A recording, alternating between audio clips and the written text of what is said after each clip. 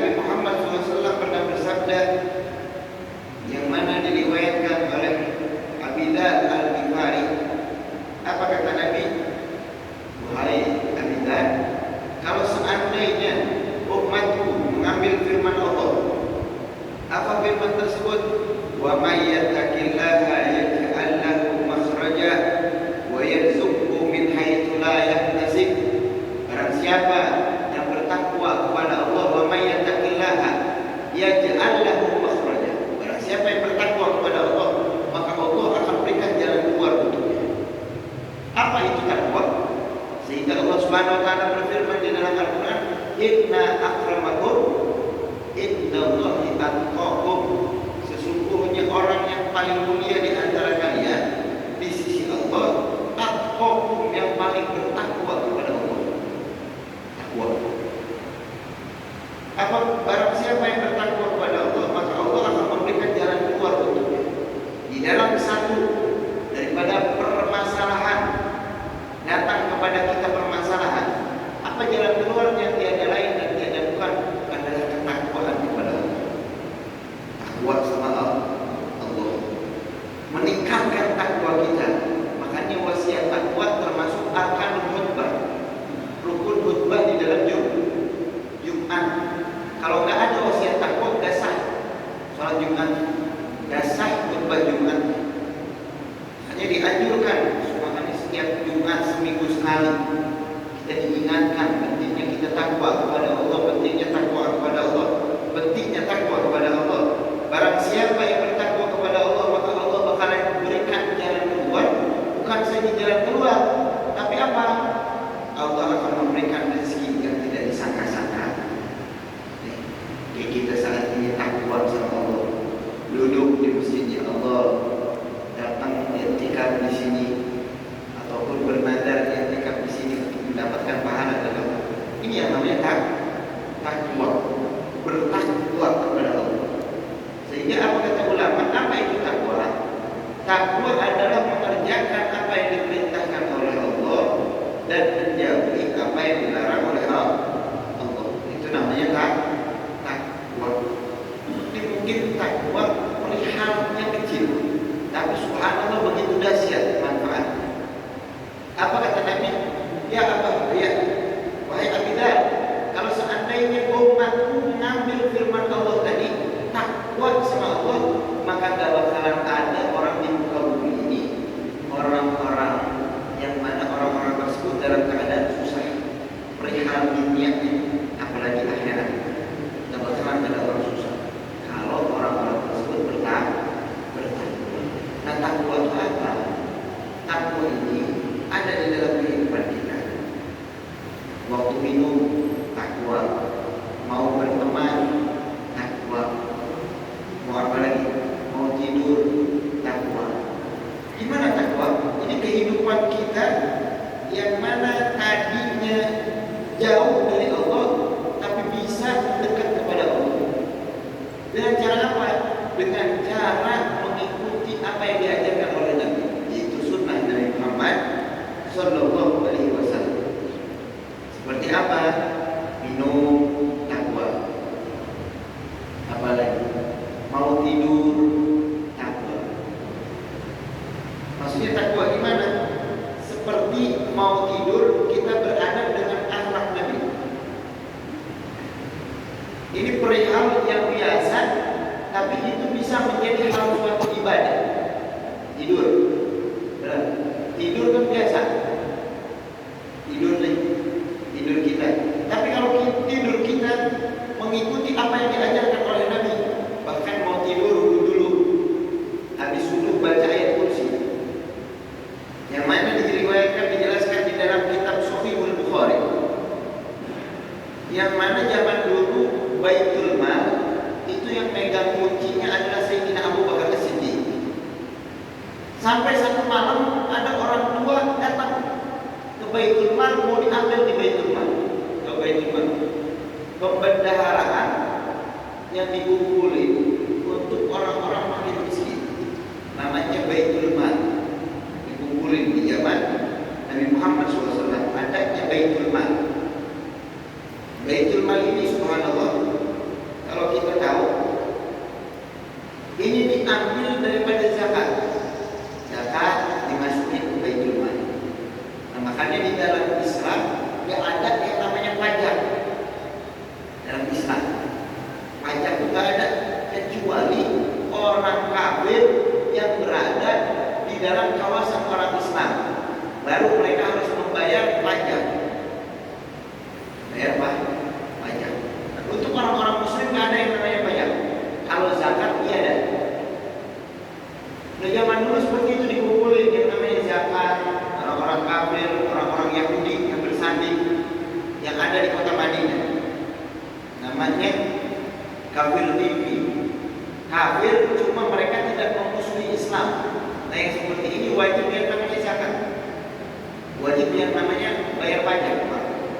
masjid yang namanya bayar Pak, dikumpulin oleh Sayyidina Abu Bakar Siddiq. Nah ada satu orang tua ternyata kelihatan ambil yang namanya dari Baitul Mal. Dikatain oleh orang tua tersebut, dikatakan, wahai Abu Bakar, bolehlah saya ambil dari sedikit aja, ambil sedikit aja. Sayyidina Abu Bakar, karena Sayyidina Abu Bakar ini paling lembut hatinya, jadi nggak bisa keras. Tapi kalau Sayyidina Umar, begitu keras. Kalau Sayyidina Abu Bakar nggak bisa keras, jadi gampang udah dia. Sayyidina Abu Bakar. Sampai malam kedua datang lagi nih orang tua yang begitu tua datang lagi kepada Sayyidina Abu Bakar, ngambil Baitul Mal. Sampai malam kedua, lalu Nabi Muhammad SAW bertanya kepada Sayyidina Abu Bakar, ya Abu Bakar, tadi malam ada apa? Kata Rasulullah SAW. Sayyidina Abu Bakar mikir, ada apa ya Rasulullah? Tadi malam ente gak ingat ada orang tua yang datang kepadamu? Oh iya ya Rasulullah, ada orang tua datang ke saya, ambil yang namanya Baitul Mal karena gak punya, dibilangnya. Ya Abu Bakar, di malam ini orang tua bakalan datang lagi, kata Rasulullah SAW. Ambil pelajaran dari ditunggu-tunggu sama Sayyidina Abu Bakar. Ternyata benar ada lagi nih orang tua ngambil Baitul Mal lagi. Kata Sayyidina Abu Bakar, tunggu dulu, ente mau ngambil Baitul Mal, tunggu dulu. Coba kasih tahu saya yang mana pemberian tersebut bermanfaat untuk saya, baru saya kasih. Apa kata orang tua tersebut? Wahai Abu Bakar, ketahuilah barang siapa yang daripada umat Nabi sebelum tidurnya baca ayat kursi, maka syaitan gak bakal bisa mengganggu orang tersebut. Dan dikasih sama Abu Bakar, akhirnya keluar dia. Siapa orang tua tersebut? Lalu besoknya Nabi Muhammad SAW bertanya, wahai Abu Bakar, apa? Ngomong apa tuh orang tua kepada engkau? Ya Rasulullah, saya diajarin sama orang tua ini.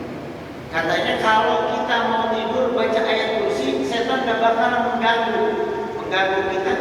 Bahkan kalau kita baca ayat kursi mau tidur, itu selama kita tidur dijaga kanan kiri kita oleh para malaikatnya Allah. Apa kata Rasulullah? Hai Abu Bakar, tahu orang tua tersebut siapa? Gak tahu ya Rasulullah. Orang tua tersebut adalah iblis. Subhanallah. Yang ngajarin doa tersebut siapa? Iblis. Iblis yang mengatakan kalau kita mau tidur baca ayat kursi, maka kita bakal terjaga daripada iblis dan syaitan. Makanya kalau mau tidur kita dianjurkan baca ayat kursi. Bahkan dijelaskan di dalam hadis, kalau kita tidurnya wudu dulu. Biasa gak kita tidur dulu? Biasa gak kita tidur dulu? Mungkin kadang kita tidur kolorado, aurat kemana-mana. Ini adab-adab di dalam tidur, takwa kepada Allah. Di dalam tidur, bahkan dijelaskan di dalam hadis, barang siapa yang tidur, yang mana tidur orang tersebut sebelum tidurnya wudu dulu, selama dia tidur dihitung beribadah. Makanya harus pakai ilmu. Ini di dalam Islam ini awal pertama itu harus pakai ilmu. Makanya Nabi bersabda, "Thalabul ilmi fardhun 'ala kulli muslimin wal muslimat." Sampai dijelaskan ada orang yang dibukakan yang namanya hijab, yaitu ahlul mukasyifin. Ahlul mukasyifin itu dibuka yang namanya hijab. Sampai lewat, ada orang soleh lewat di depan. Dilihat kok di masjid ada dua orang, yang satu tidur, yang satu lagi sholat. Nah dilihat ini setan ganggunya orang lagi sholat duduk di depan orang sholat, di setan. Yang orang tidur malah gak diganggu. Akhirnya nih orang soleh bertanya kepada setan, setan, kenapa ente ganggunya? Ganggu siapa? Ganggu orang lagi sholat. Dijawab oleh setan, iya, ini orang sholat nggak pakai ilmu. Sedangkan orang yang tidur itu pakai ilmu. Tidurnya wudu dulu, baca ayat kursi. Jadi kalau saya mau ganggu untuk orang tidur, karena napasnya aja saya terbakar. Nah ini orang yang sholat dibangunin, nggak pakai ilmu, ya dengan saya ganggu ini. Ini makanya pentingnya pakai ilmu. Ini makanya gangguan setan begitu dahsyat. Ini kata Imam Ghazali, setan itu bawa yang namanya pelengket. Pelengket buat apa? Mata kita. Jadi setan itu bawa apa namanya? Lem, kalau bahasa kita tuh lem. Mata kita tuh dilemin. Kapan? Waktu mau datang yang nanya fajar kayak gini, dilemin mata kita. Bahkan kalau kita bangun setelah subuh, setelah adzan fajar, itu apa? Telinga kita dikencingin sama setan.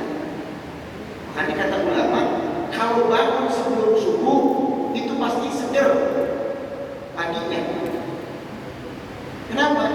Karena nggak dikencingin setan. Kalau bangun sebelum subuh, sebelum adzan subuh itu kita bangun. Nah, itu setan kalah di situ. Tapi kalau kita bangun setelah adzan subuh, nah, makanya tulis di sini apa? Melihat setan. Telinga kita dikencingin sama setan. Nggak kedengeran yang namanya adzan. Makanya kata ulama, hanya dianjurkan kita bangun itu sebelum fajar.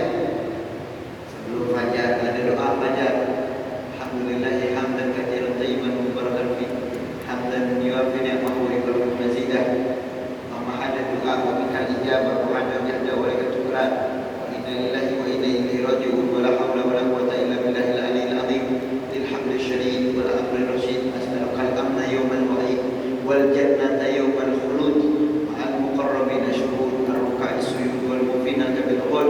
Innaka rahimun wadud wa anta taf'alu ma turid. Subhana man ta'atafa bil isi wa qala bi subhana man la yanbaghi tasbihu illa sampai Allah waj'alni nuran fi qalbi wa nuran fi qabri wa nuran fi wajhi wa nuran fi sam'i wa nuran fi basari wa nuran fi sya'ri wa nuran fi basari wa nuran fi lahmi wa nuran fi dami wa nuran fi hidam.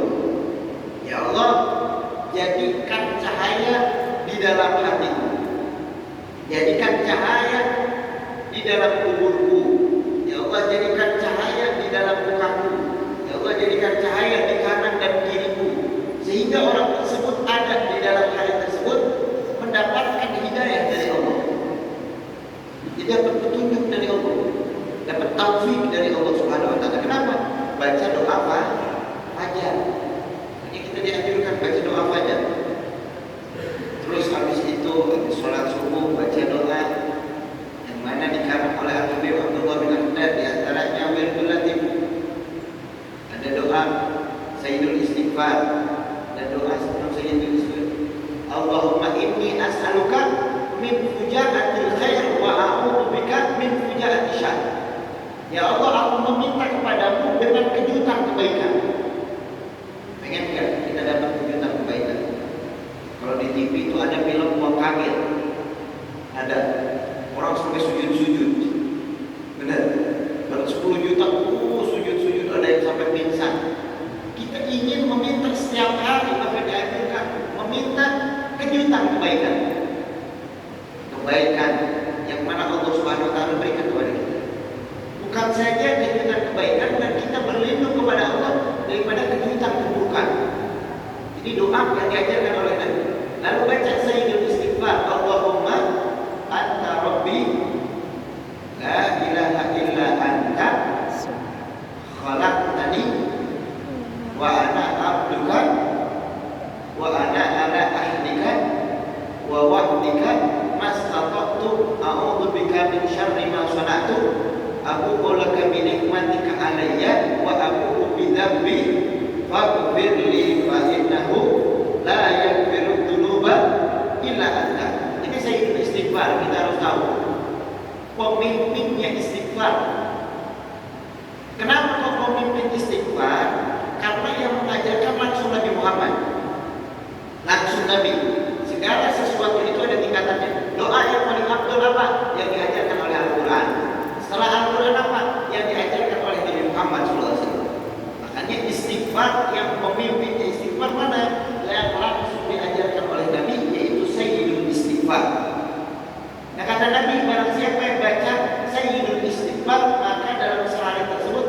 dosanya bakalan diampuni sama Allah. Makanya baca Sayyidul Istighfar minimal sehari sekali. Sering nggak kita baca Sayyidul Istighfar? Suka nggak? Hafal juga enggak? Betul ya? Hafal ya? Hafal insyaallah. Allahumma anta rabbi la ilaha illa anta.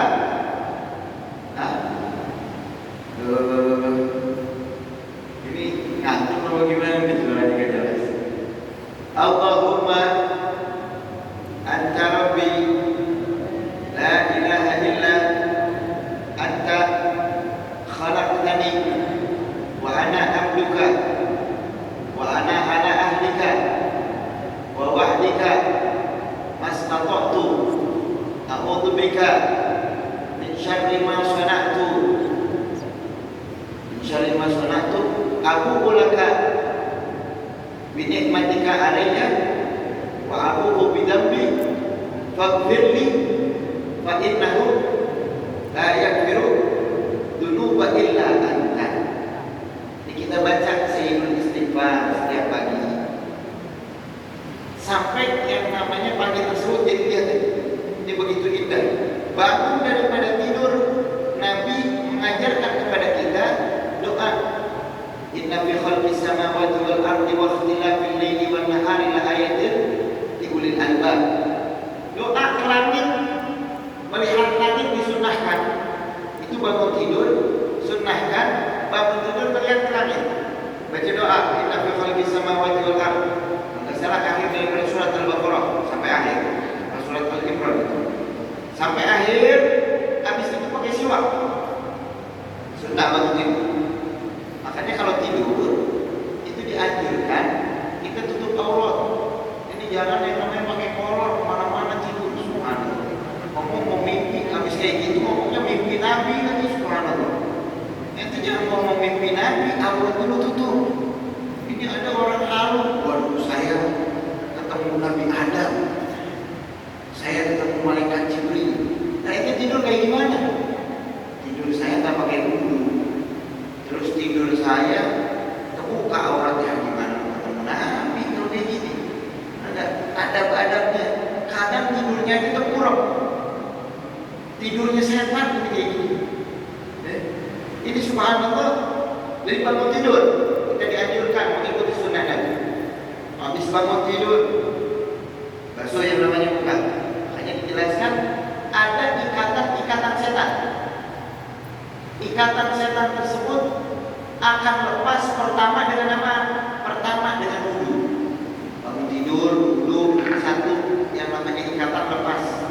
Yang kedua sholat, ikatan lepas. Yang ketiga zikir, lepas. Jadi kita tuh semangat di dalam beribadah. Bangun tidur, tadi baca doa, terus baca doa ataupun doa yang mana kita tahu tadi baca ayat Quran itu alhamdulillahi barik lana wa barik lana mimma razaqtana wa qina adzabannar. Kita tahunya doa makan aja. Alhamdulillahilladzi ahyana ba'dama amatana wa ilaihi nusyur. Segala puji bagi Allah Subhanahu wa taala, ahyana yang menghidupkan kami setelah mati. Tidur kan mati. Benar. Ada yang tidur enggak bangun-bangun lagi. Ada kayak gitu.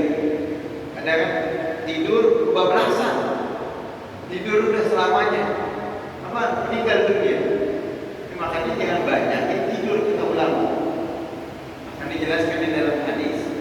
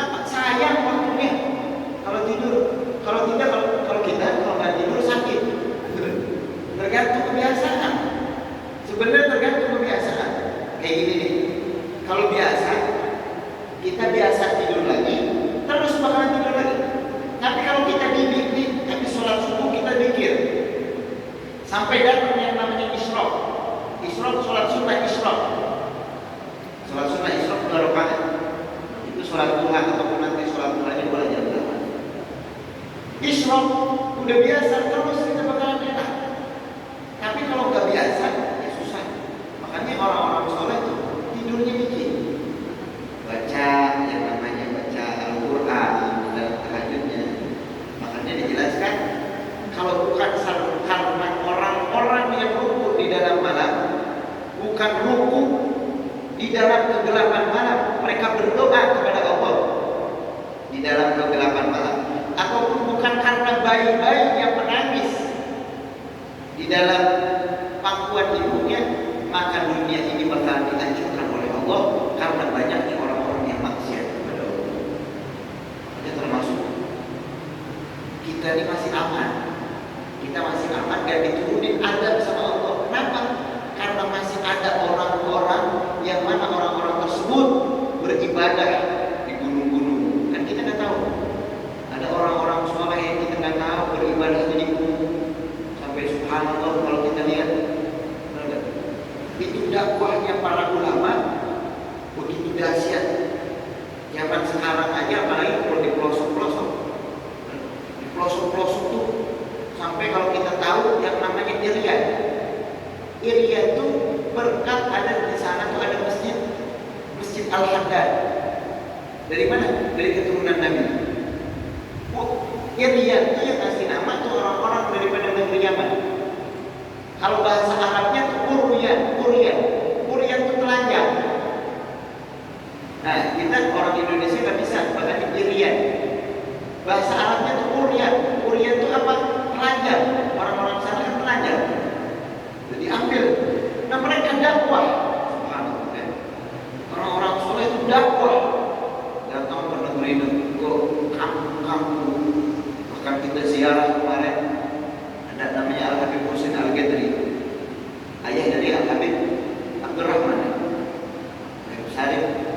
Salim Abdurrahman Al-Ghadri, Abdurrahman bin Husain. Nah, Habib Husain ini murid daripada Al-Habib Abdullah bin Al-Haddad yang ada di negeri Yaman. Dan subhanallah itu orang-orang soleh datangnya ke kampung-kampung yang mana orang-orang gak paham agama, mereka dakwahi. Sampai di antara termasuk ulama Indonesia yang mana terkenal, mana As-Sambasi, siapa namanya? Saya As-Sambasi dari Umar Khatib, Ahmad Khatib As-Sambasi. Datang beliau punya ilmu, menyebarkan ilmunya di tempat kita ini. Menyebarkan ilmunya, akhirnya apa? Sampai subhanallah ilmu menyebar. Berkata apa? Mereka orang-orang soleh. Di dalam kegelapan malam mereka bertahajud kepada Allah, berdoa kepada Allah. Makanya ditanyakan, kok kalau pagi itu segar, kenapa? Kata ulama, karena di dalam pagi dan malam itu gak ada nafasnya orang-orang munafik. Coba siap bikin jam 7 nih, udah gak enak suasana, benar? Karena orang-orang munafik ini bangun, udah terkontaminasi di udara sama nafas orang-orang munafik. Makanya berkat orang-orang soleh yang mana mereka beribadah, bertakwa kepada Allah.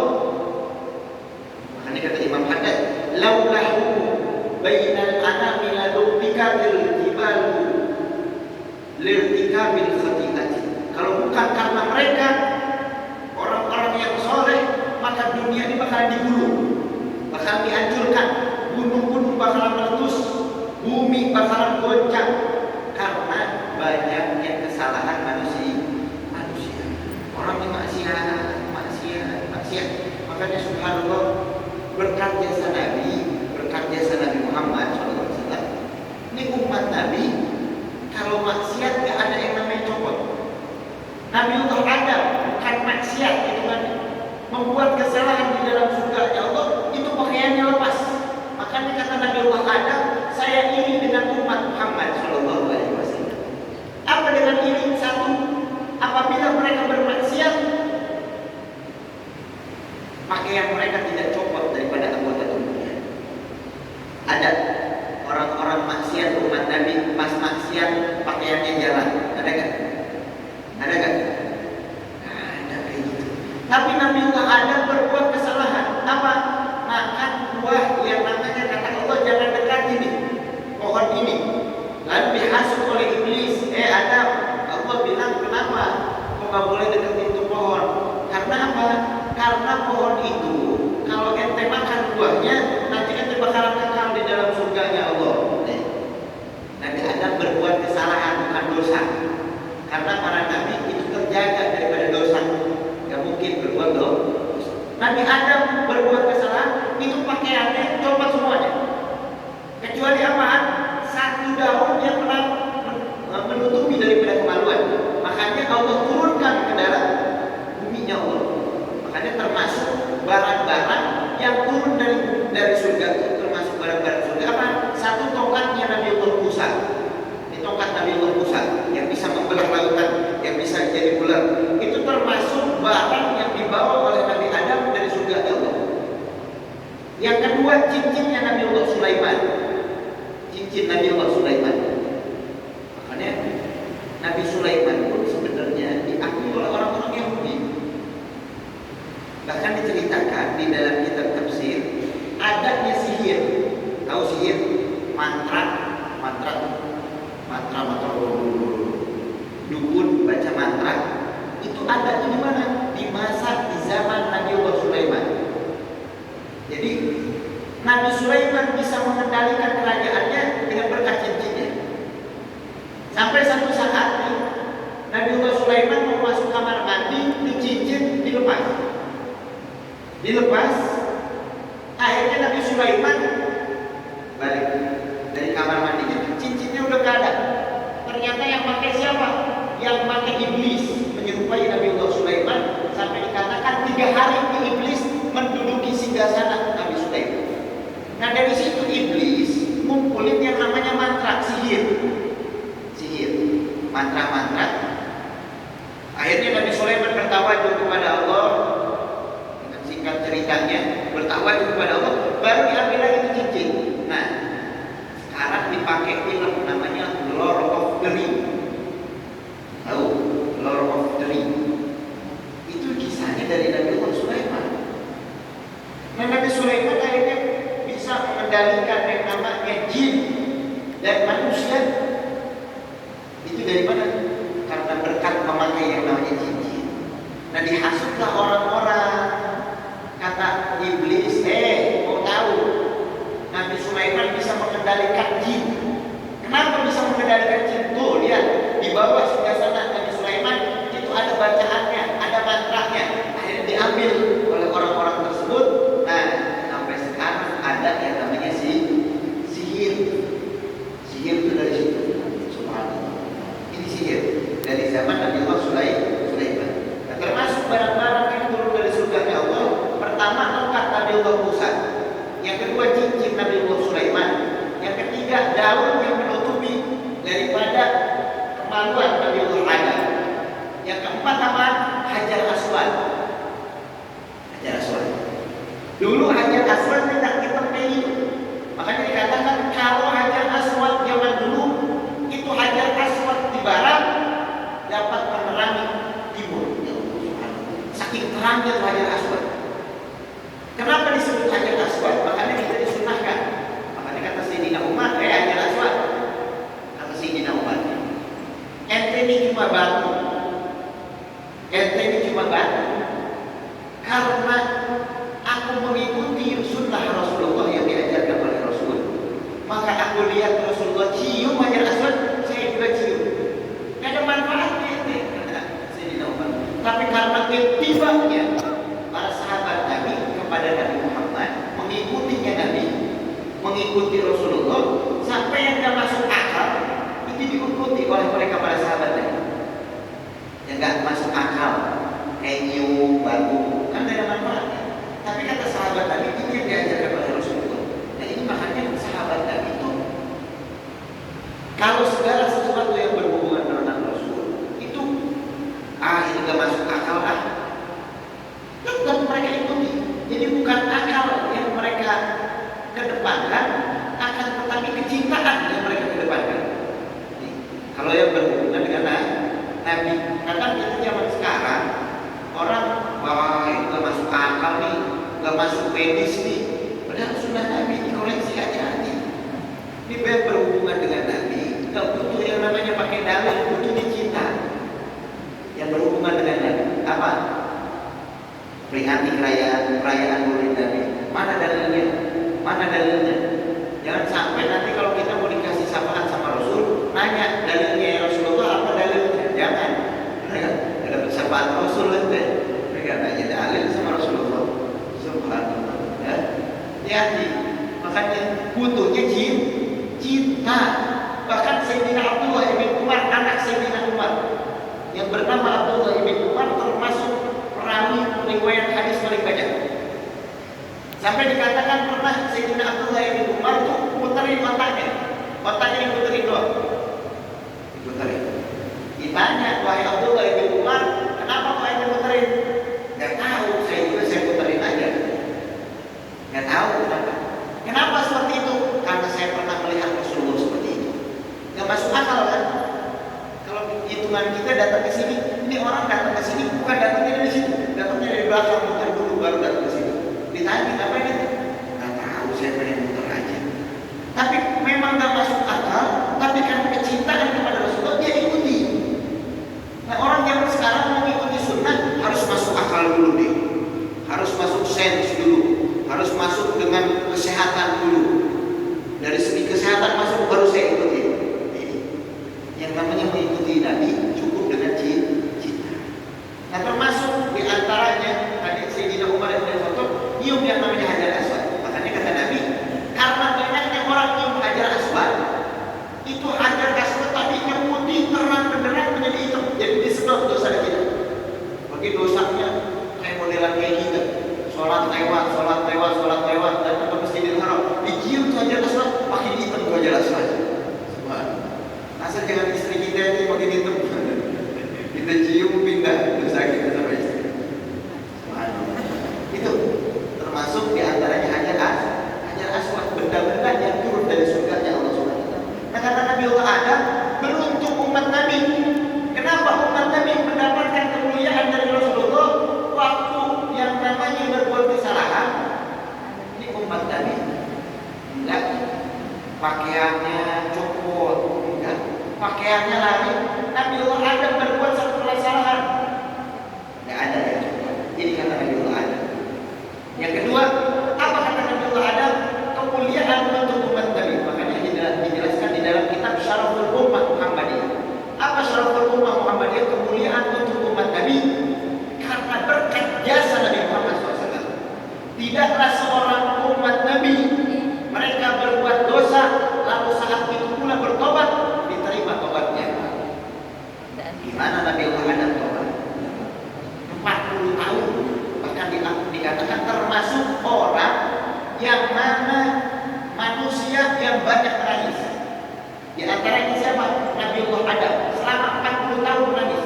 Bahkan kalau dikatakan itu air mata Nabi Allah Adam dikumpulin sama seluruh tangisan umat manusia dikumpulin lebih banyak daripada air mata Nabi Allah Adam. Saking banyaknya menangis.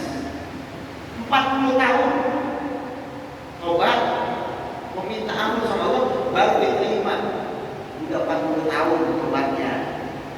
Nah kita umat Nabi sekarang maksiat, ya Allah ampuni dosa-dosa saya, ya Allah ampuni dosa-dosa saya, ya Allah. Langsung diterima tobat kita. Ini kata Nabi Allah Adam. Ini kemuliaan umat Nabi Muhammad SAW. Berkat siapa? Kayak gitu. Berkat jasa Nabi Muhammad SAW. Bahkan dijelaskan di dalam Syaraful Ummah Muhammadiyah, kemuliaan umat Nabi yang mana apabila bermaksiat itu nggak ditulis. Kalau umat-umat dulu sekali maksiat langsung besok di pintunya terdapat apa?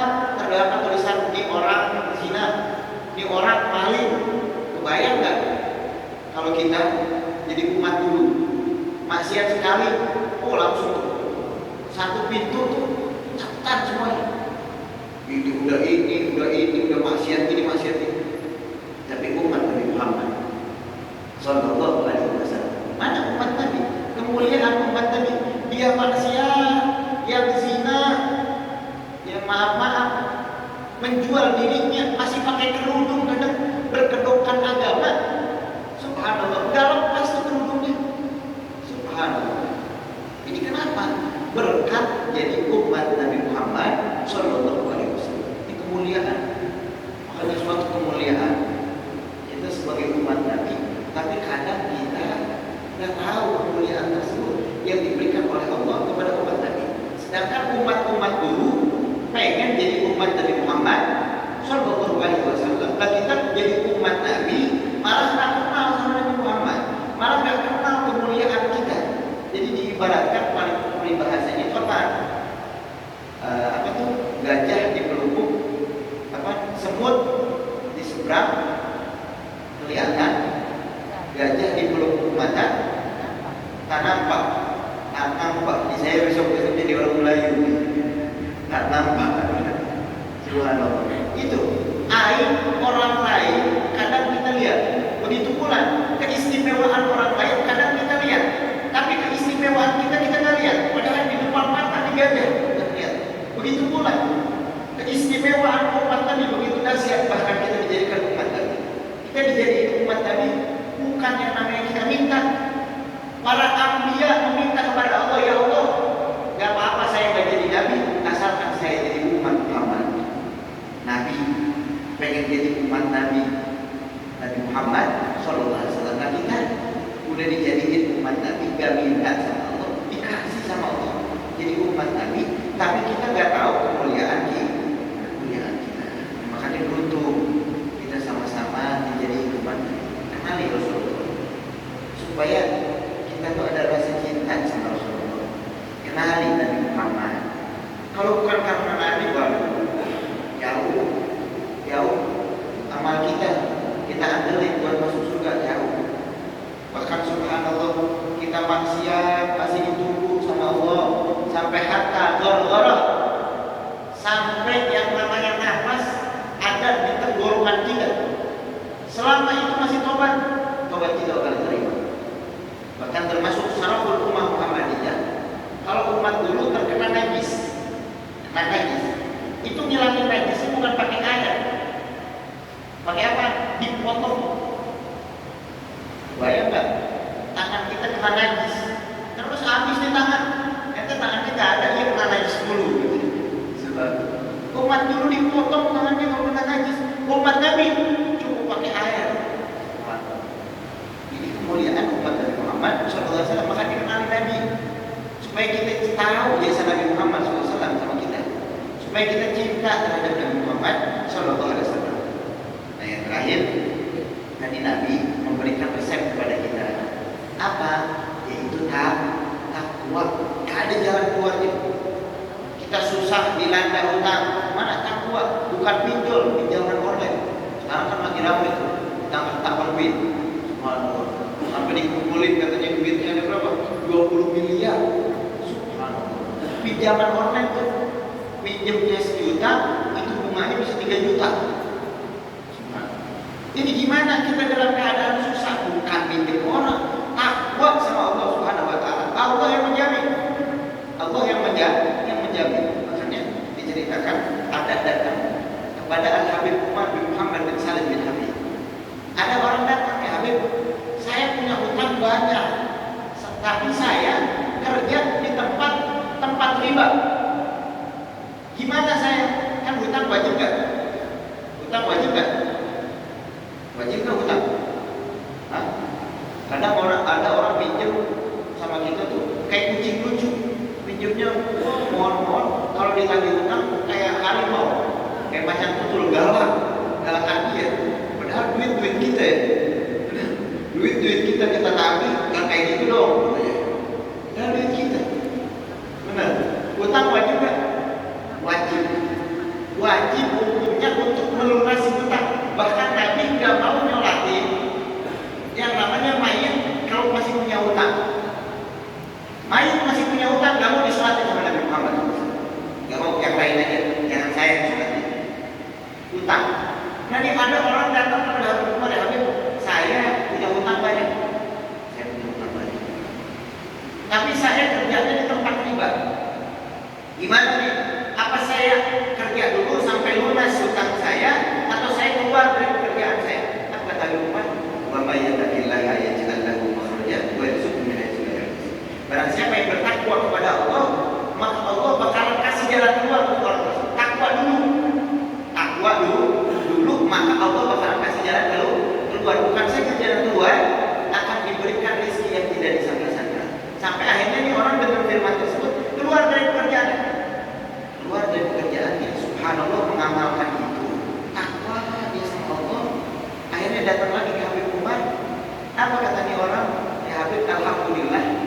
utang saya lunas dan saya kerja di tempat yang halal. Berkata takwa bisa kita bawa di pulang takwa. Insya Allah kita amalkan. Jadi itu takwa itu bisa juga di dalam pekerjaan kita, jujur di dalam kerja, niat di dalam bekerja, yaitu mencari rezeki yang halal. Terus di dalam kehidupan kita tadi seperti yang namanya tidur kita, minum kita, makan kita, itu tanamkan ketakwaan. Mungkin itu di dalam kehidupan kita ini, insya Allah kita bisa nama. Terus sampai sini ada pertanyaan? Mungkin ada yang mau bertanya? Silakan para jamaah. Barangkali ada yang ingin menyampaikan pertanyaan kepada Habib Al-Ustaz. Kita batasi 3 penanya. Ibu-ibu juga boleh di belakang. Silakan Bapak Ibu. 526. Kalau ada yang mau tanya silakan. Ya. Sudah paham semua kali Ibu? Paham mendengarnya. Tadi luar malam semua insyaallah. Insyaallah. Gak ada yang nanya. Kalau gak ada yang nanya gitu tutup. Yang terakhir nih. Habis nanti di Isyraq, sholat Isyraq, datang Isyraq, sholat Isyraq. Apa kata Nabi? Pahalanya seperti haji tamat, sempurna. Tapi syaratnya tadi dari subuh kita zikir, kita wirid, kita baca Al-Quran sampai Isyraq. Isyraq itu matahari sudah terbang lebih, itu sholat Isyraq. Dan udah sholat Isyraq itu udah boleh masukin namanya waktu duha. Kadang ada orang salah paham, duha itu harus jam 7, harus jam 8. Enggak, duha datang yang namanya Isyraq udah boleh tuh. Yang namanya sholat duha. Nah, apa kata Nabi? Habis itu sholat Isyraq maka mendapatkan pahala wajib, pahala haji taman sempurna. Ini pahala haji. Kita dapat pahala haji tanpa modal. Gak harus yang namanya memekah pahalanya. Bukan besok ngaku haji. Kenapa ngaku haji? Setiap pagi saya hajian dalam pahala haji. Kenapa? Ya saya sholat Isyraq bilang saya udah haji. Jangan. Maksudnya dapat apa? Pahala haji sempurna.